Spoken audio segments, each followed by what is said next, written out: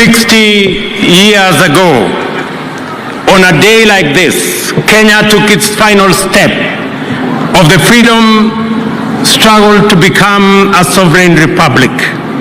I am delighted to have the privilege of leading our nation in celebrating this milestone in our journey to national independence. According to the vision of our forefathers who fought for this country's freedom, independence was intended to bestow on us the gift of political as well as economic self-determination.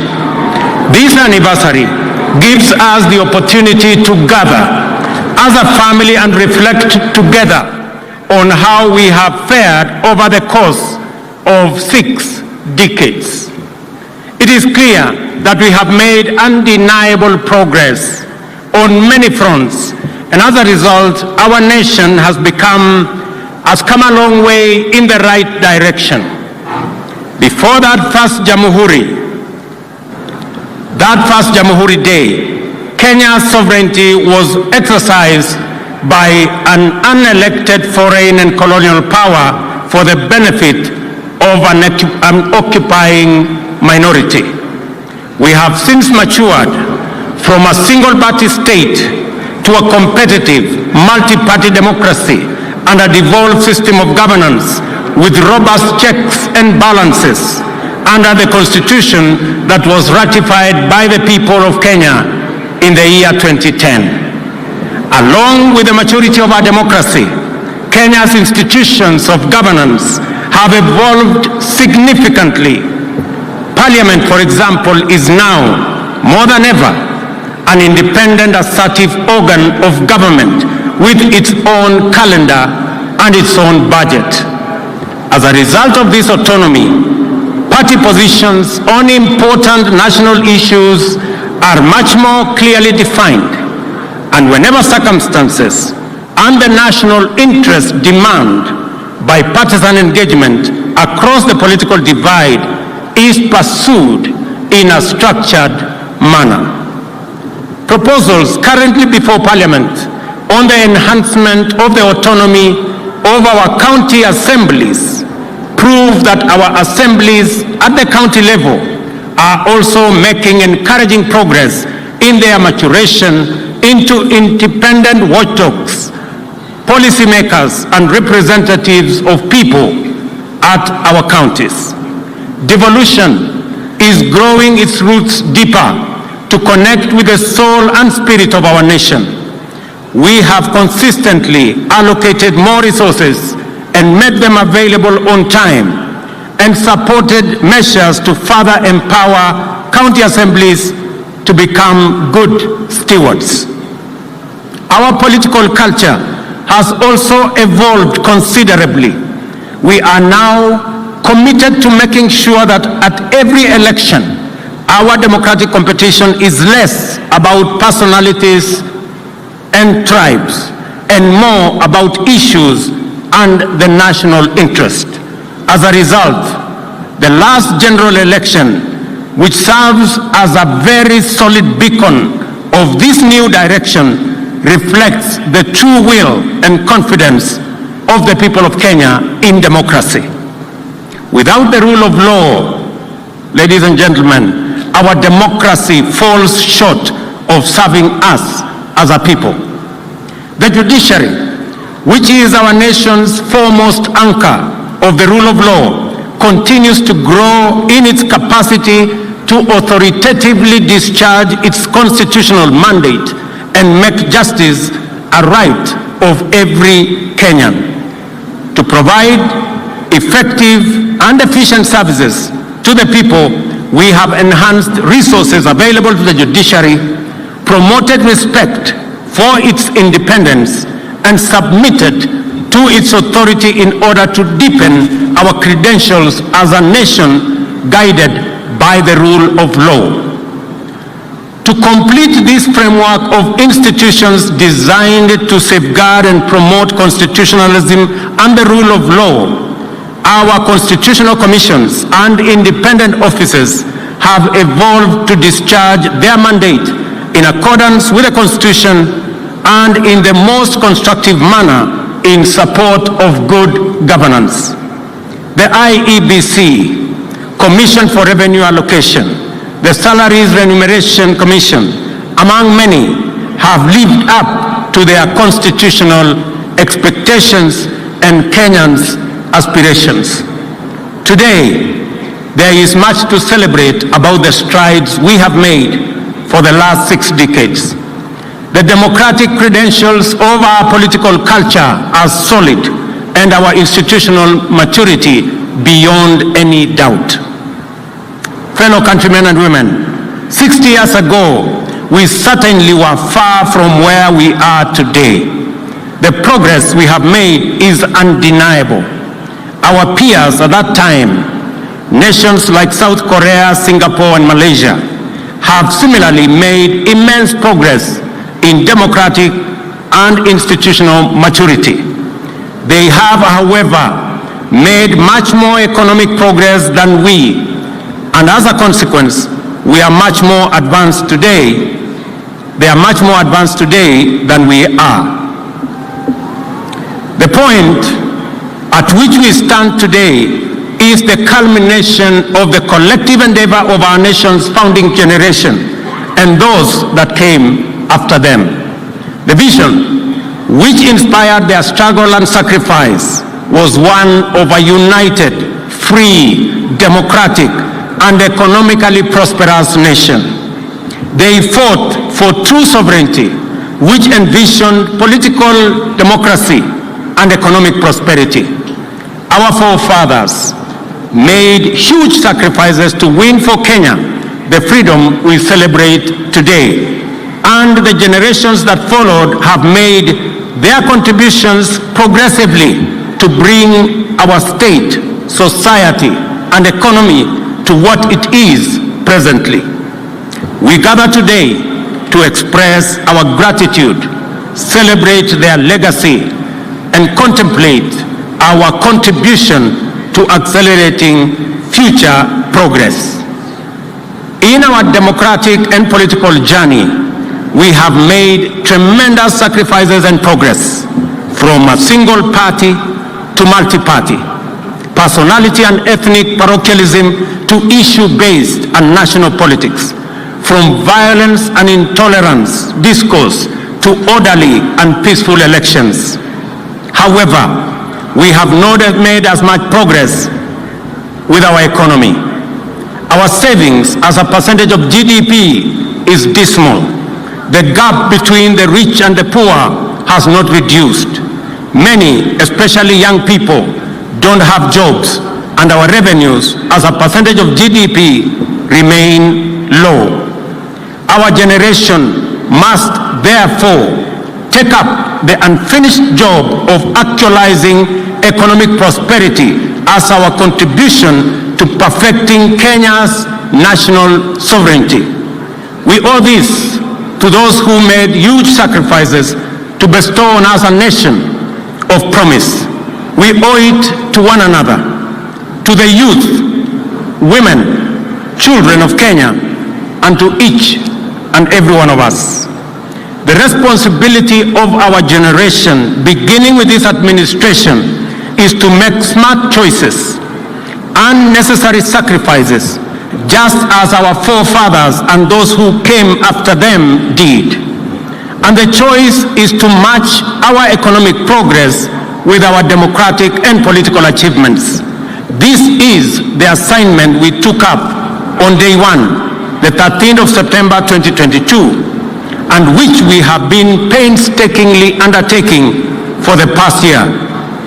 Our focus has been firmly about the ways and means to transform our economy, making the right decisions, necessary sacrifices, and smart choices to set Kenya on a path of economic renaissance. This transformation began with all of us as the people of Kenya making immense sacrifices and huge contributions together to pull back our country from the brink of debt distress. The greatness and patriotic devotion of the people of Kenya have been on display during the past year. Together, we have made the right choices, sometimes taken very difficult and painful decisions to steer Kenya back from the edge of a catastrophic cliff of debt distress and move our country in a new direction. There is every reason to believe that without serious sacrifices and hard work over the past year, the crises, threats, and challenges in the global economic and geopolitical environment confronting us would have overwhelmed us, as indeed it has many countries. We have had to make our contribution to the struggle for the nation's economic sovereignty. We have had to cut back significantly on expenditure and to defer the implementation of critical development programs to stabilize our economy. The policy measures required to mobilize necessary revenues have been difficult, but they were our only way and means of escape. Though painful, the sacrifices we have made, which would not only make our freedom fighters proud, are also absolutely necessary at a time as this and in situations that we find ourselves, and is the guarantee of our nation's economic stability. Proudly, these sacrifices have paid off. I can now confirm, without fear of any contradiction, that Kenya is safely out of the danger of debt distress and that our economy is on a stable footing. The economic indicators point to good news. Inflation is now 6.8% down from a high of 9.2% a year ago. In the last 6 months, our GDP has grown at a rate of 5.4%, making Kenya the 29th fastest growing economy in the world, according to the World Bank. There is no question about it. What we have done together, the price we have paid together, and the sacrifices we have made together have rescued our country from an economic catastrophe. After navigating our ways out of the difficult and complicated debt situation, our second action is to accelerate economic progress, which is the cardinal assignment of our generation. Wazalendo wenzangu, our human capital, our innovative, smart working, professional labor force is probably the single most potent arsenal we have to drive our economic progress. Globally, Kenyans have excelled in semi-skilled, skilled, and professional occupations. Our expenditure on training, learning, and education in general is a most appropriate investment in the development of the human capital necessary in our economic progress. Recognizing this, we have increased the total allocation to our education sector by an additional 127 billion this year. Out of this, 46 billion will support the new university funding model that gives equal chance to every child in Kenya to acquire university education. An additional 9 billion to cover our TVET funding model and the hiring of an extra 2,000 tutors necessary for our TVET education. An additional 47 billion to enable TSC, Teacher Service Commission, hire 56,000 new teachers and other interventions, and 24 billion for junior secondary school and to support the construction of additional infrastructure. To cover the chronic classroom deficit in the city of Nairobi, we have undertaken to build 3,500 additional classrooms in the city of Nairobi, with the first 1 billion allocated in this year's budget. And we are going to work with all members of parliament to make sure that the city of Nairobi, the seat of government, and the pride of our nation does not leave any child behind when it comes to education.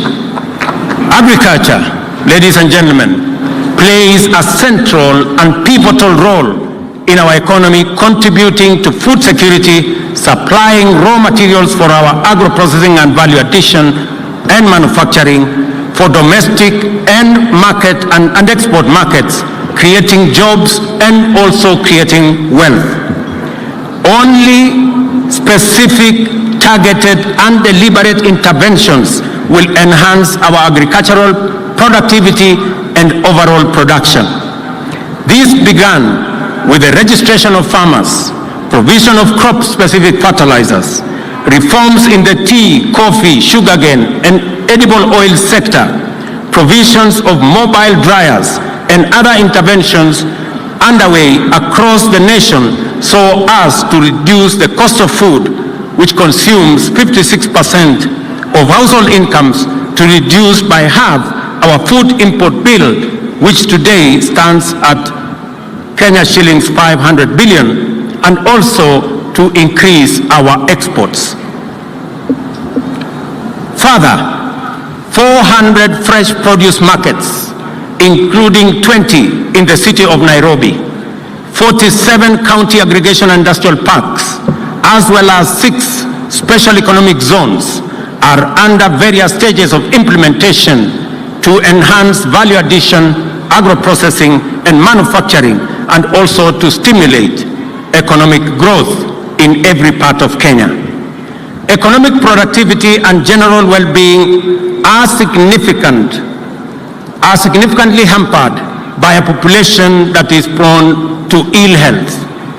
Individual and family medical expenditure drain household incomes and erode family savings, in many cases leading to financial ruin and destitution. Fellow countrymen, our universal health coverage plan seeks a paradigm shift in the provision of health care from curative to a largely preventive and promotive approach. Our radical transformative plan has seen the enactment of 4 acts of parliament, which I thank our legislature, as well as the rollout of 100,000 community health promoters, for which I thank all county government for participating. I commend counties who have already paid community health promoters their stipends and commit that the national government will pay our portion beginning the end of this month. The laws we have enacted now provide a framework in the Emergency, Chronic and Critical Illness Fund that will liberate the people of Kenya from the burden of catastrophic hospital bills in the treatment of conditions like cancer, diabetes, hypertension, and other critical and chronic conditions. Additionally, the new funding model that is fair, equitable, and progressive will see the government of Kenya, for the first time, pay the cost of health insurance for all vulnerable Kenyans who have no ability to pay.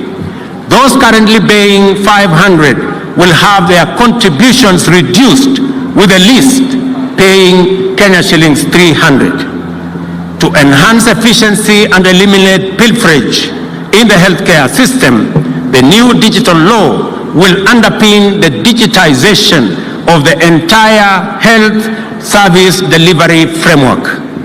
While empirical evidence, ladies and gentlemen, shows us that economic growth has the potential to create jobs, and the measures enumerated above will create opportunities for employment, these interventions on their own will not create the kind and scale of employment needed to deal with unemployment in Kenya today.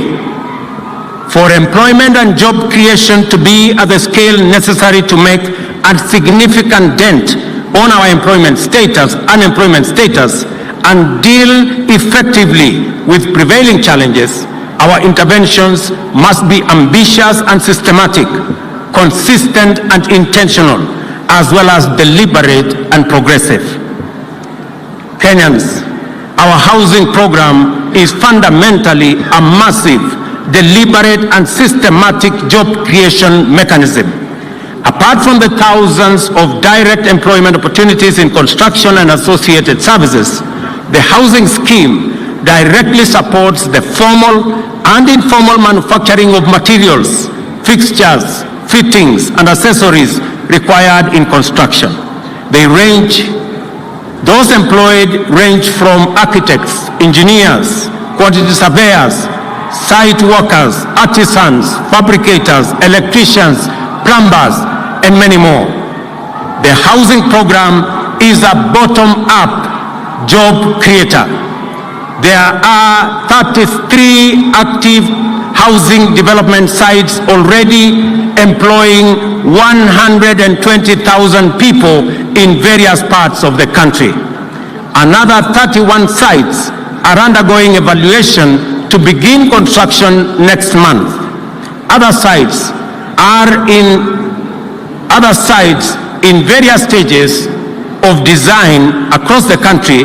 By next year, the entire country, in our estimation, will be a bustling construction site with housing projects proceeding in every county and every constituency.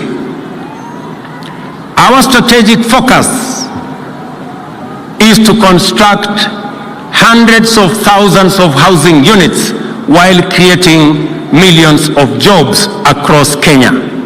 Remember, South Korea, Singapore, and Malaysia undertook these major housing works some 40 years ago, and that is why their economies, among many other factors, are ahead of us. Yesterday, ladies and gentlemen, I signed into law amendments to the National Government County Constituency Development Fund Act, which set out a framework to anchor the development of ICT hubs in each of the 1,450 wards in the country. I salute members of Parliament for the partnership to expand our digital superhighway infrastructure to provide training opportunities and create thousands of digital job opportunities for young people across Kenya. We are also rolling out training and digital job opportunities in our TVETs countrywide. Already, 23,000 computers have been distributed, with many students now monetizing their skills online in our TVET institutions. We are also in discussion with county governments to jointly expand vocational training centers to accommodate ICT hub infrastructure so as to enhance the digital jobs footprint across Kenya. The digital job ecosystem, ladies and gentlemen, we are building is an intentional, dynamic, and innovative mechanism to create jobs in the technology and digital space. We have dedicated specific attention to infrastructure development to promote connectivity through a nationwide network of transport and communication infrastructure, actualize the constitutional right to clean and safe water in adequate quantities as enshrined in the Article 43 of the Constitution, and connect all Kenyans to electricity across the country.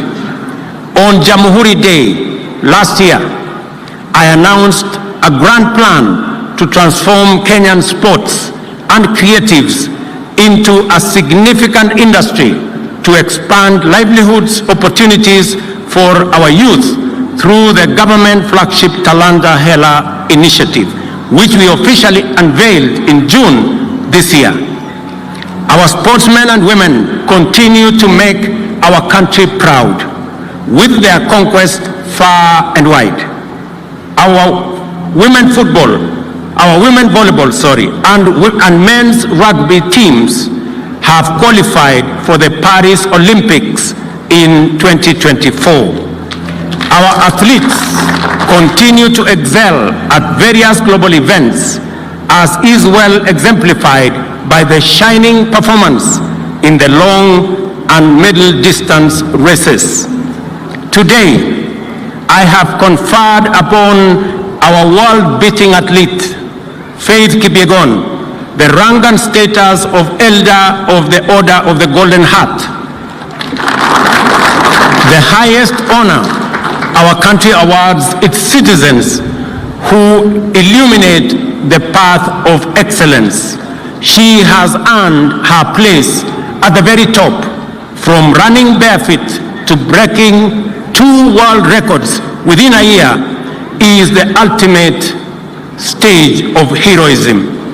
Faith's journey is an inspiration to all our young and aspiring athletes. I equally salute Ferdinando Manyala, Mary Mora, Kevin Kiptum, Emmanuel Wanyonyi, Faith Cherotich, who have also registered their presence in the world stage, and they too will be fitted.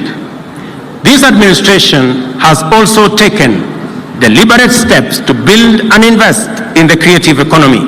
First, the famous Grammy Awards have a partnership with us, and starting January, the Innovation Studios of Hollywood have agreed to begin shooting multiple movie rights here in Kenya.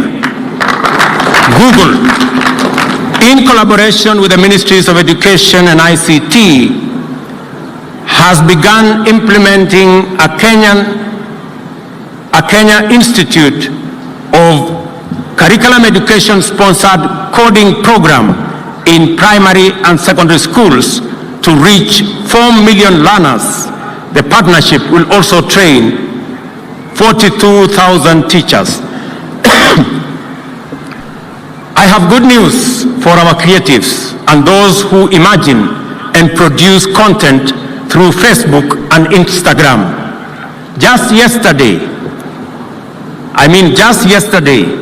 Meta committed to helping creators in Kenya earn money for crafting original content. Following a pilot program with eligible creators in the country, Meta will be expanding monetization opportunities and allowing more creators to earn a living doing what they love. Kenya possesses impressive credentials as a source of highly professional human capital, with highly educated, trained, skilled, and dynamic young people. We have systematically and intentionally negotiated separate bilateral agreements with countries in the Middle East, Europe, and the Americas to connect our skilled workforce with opportunities globally. This will provide exposure to thousands of Kenyans to work in international organizations, engage in global assignments, and monetize their skills and talents as they enhance their incomes and personal development. Millions of Kenyans already working abroad have been great ambassadors for our country and have made huge contributions through their remittances to the development of Kenya. Ndugu wa Kenya, Kenya remains committed to driving climate action, and I am proud that we can play a significant role shaping the climate agenda on the continent. We have demonstrated leadership which has been recognized both on the continent and beyond, and we must continue to play our part both domestically and on the global stage. Recently, I launched the Africa Green Industrialization Initiative in partnership with the United Arab Emirates and several other African heads of states at COP28 in Dubai. The goal of the initiative is to enable businesses to build rapidly in Kenya using our renewable energy resources and across our continent.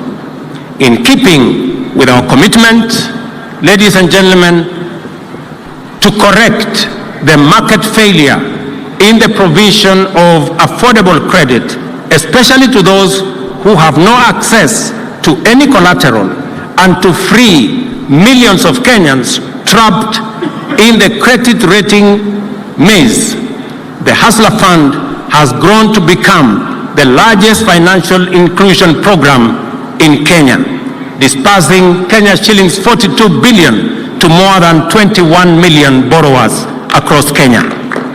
A week ago, we celebrated the Hustler Fund's first anniversary. Borrowers on the fund have saved Kenya shillings 2 billion with a repayment rate of 75% nationally.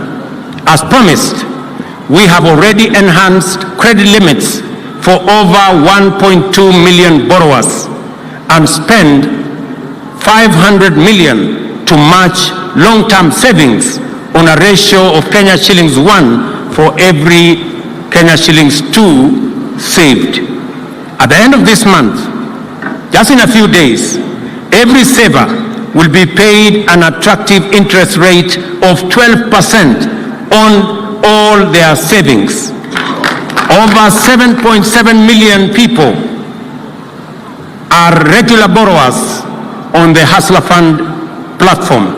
The fund will be enhanced from next month with specific financial products to provide additional enterprise and business facilities for existing Mama Mboga and border SACCOs across Kenya. We undertook to build a culture of savings in Kenya as an effort to create long-term investment resources to fund our growth and development and provide better retirement for working Kenyans. The new NSSF contribution model has enhanced monthly contributions by 4.5 times. Consequently, the fund will raise an additional 400 billion in the next 5 years, tripling the value of the fund from 300 billion to over 1 trillion by 2027. Furthermore, our countrymen and women no longer have to wait for over 3 months to receive their retirement benefits. Owing to the digitization and automation, NSSF benefit processing turnaround time has improved significantly from an average of 82 days to 10 days, and with a further reduction envisaged in processing period to come down to 1 day by next year.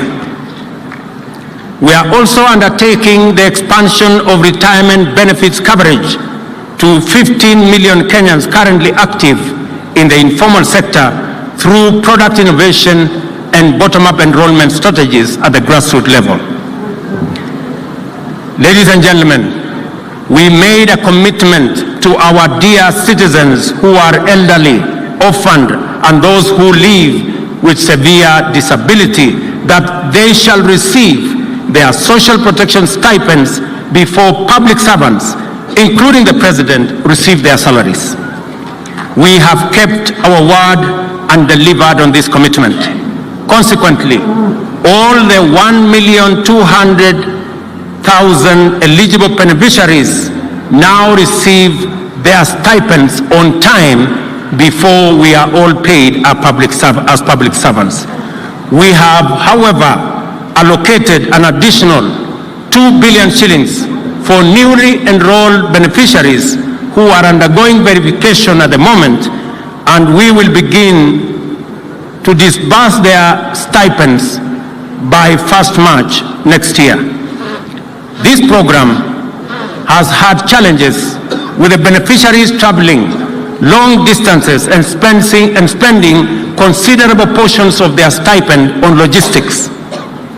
Working with Safaricom, we have structured a new delivery mechanism for all our stipend-earning beneficiaries to receive their stipends from M-Pesa agents in their localities.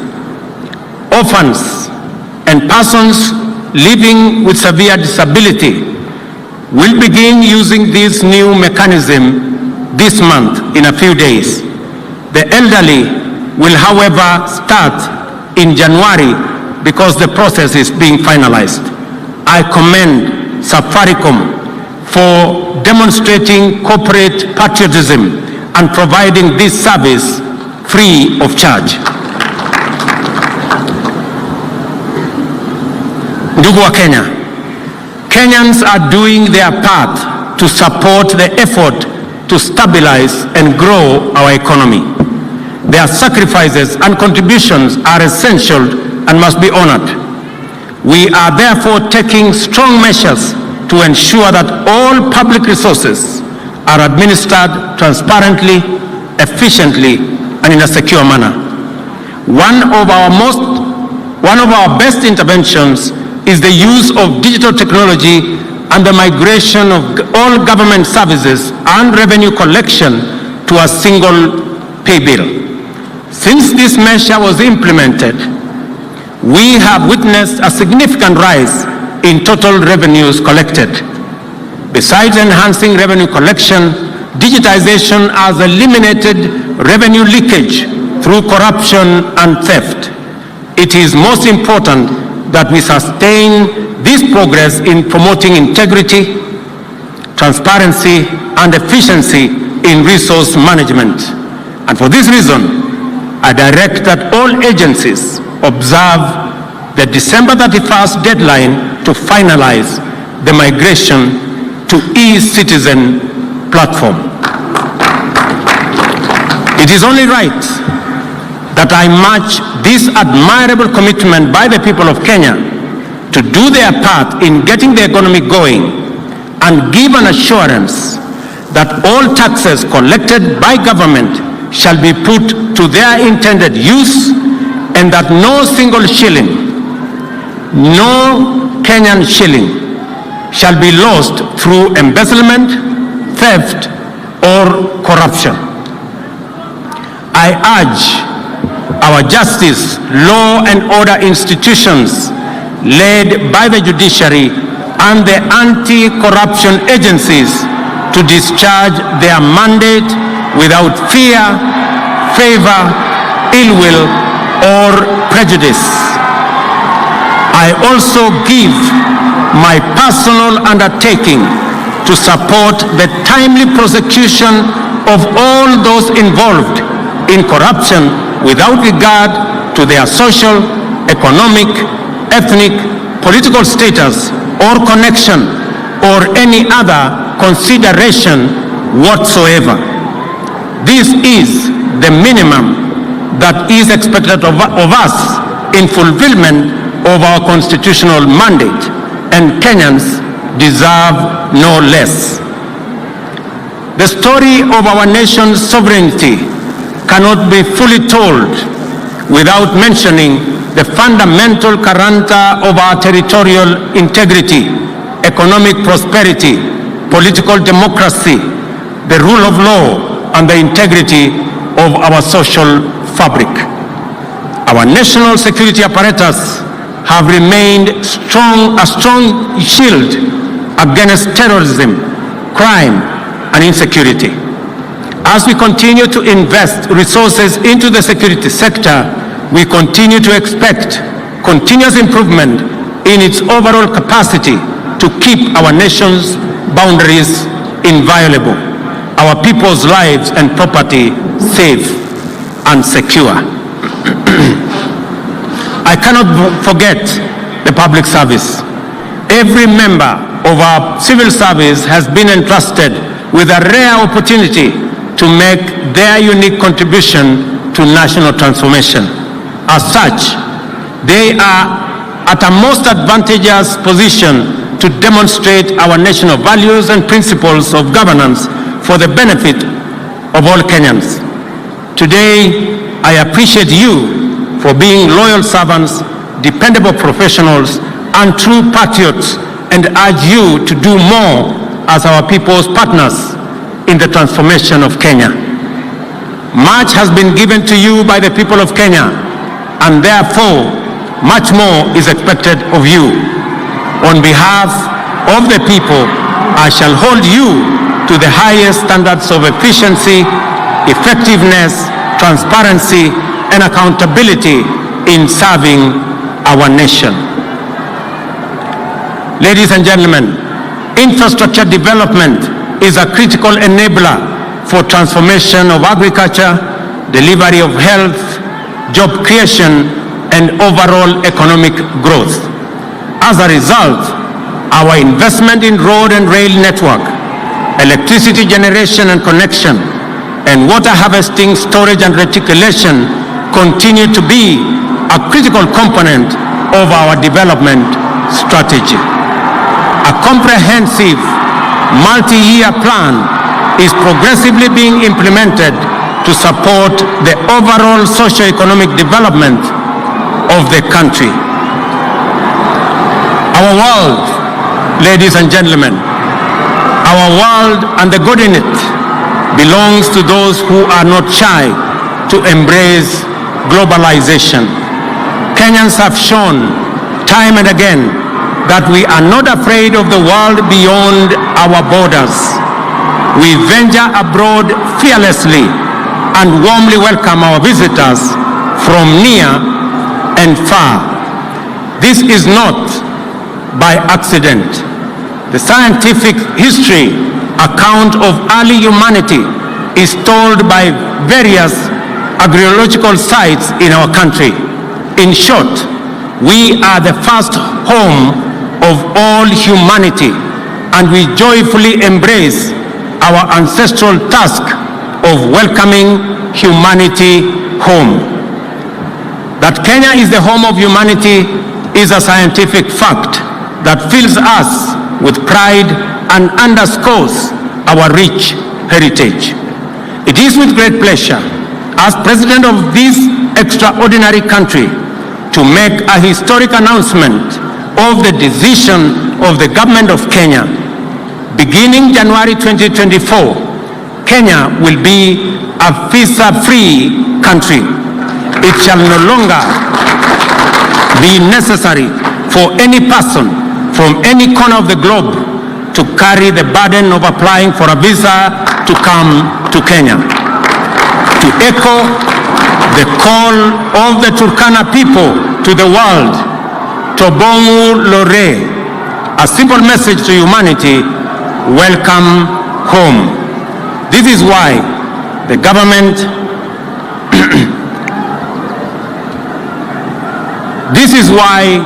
of Kenya has abolished the requirement of visas for all visitors.